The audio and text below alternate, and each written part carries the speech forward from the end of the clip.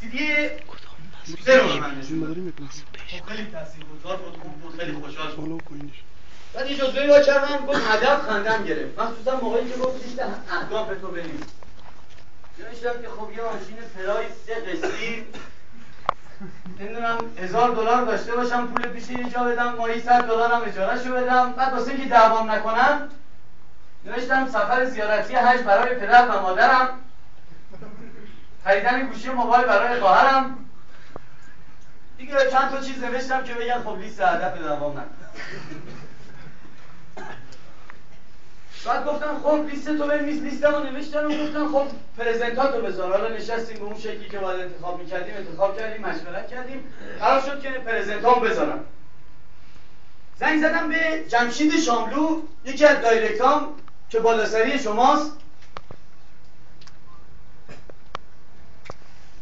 گفتم چطوری جمشید؟ گفت سلام حسین، چطوری؟ کجایی؟ ببینیمت مثلا. و گفتم خوشحال شدم، گفتم آره ببینیمت کجایی و اینا. و گفت اتفاقا رضا داره میاد دنبال من، بریم در خونه سمینا، میریم خونه سمی. یکم فکر کردم، دیدم اینا میخوان پرزنتم کنم. خداحافظی کردم، قرار گذاشتم، گوشی رو گذاشتم، بعدم پیش سالو این بالاسری‌ها گفتم بچه‌ها نمیدونید بدبخت شدیم.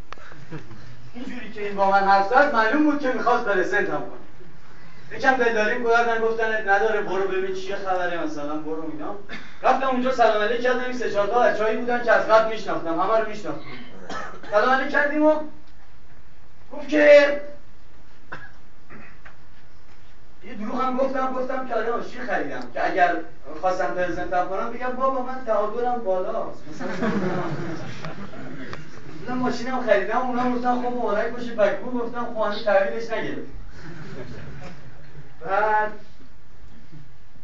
چی دیگه، اون روز گذشت و من جمشید رو دیدم، 2 سال بود ندیده بودم. یه روزی با جمشید قرار گذاشتم و اومدیم سر قرار، دیدم با رضا اومد. به من یاد داده بودن که کسی همراهتون نیاد، بهش چیزی نگید. به جمشید یه دروغی سرهم کردم و این رضا رو یه جوری دکش کردیم رفت. خیلی هم ناراحت شد رضا. جمشید رو برداشتم آوردم سر پرزنت. جمشید آدم قدی بود. این سر پرزنت که پرزنت میکردن من با خودم میگفتم که خدایا یعنی آخرش چی میشه؟ یعنی الان مثلا هر جایی که یه دونه سوال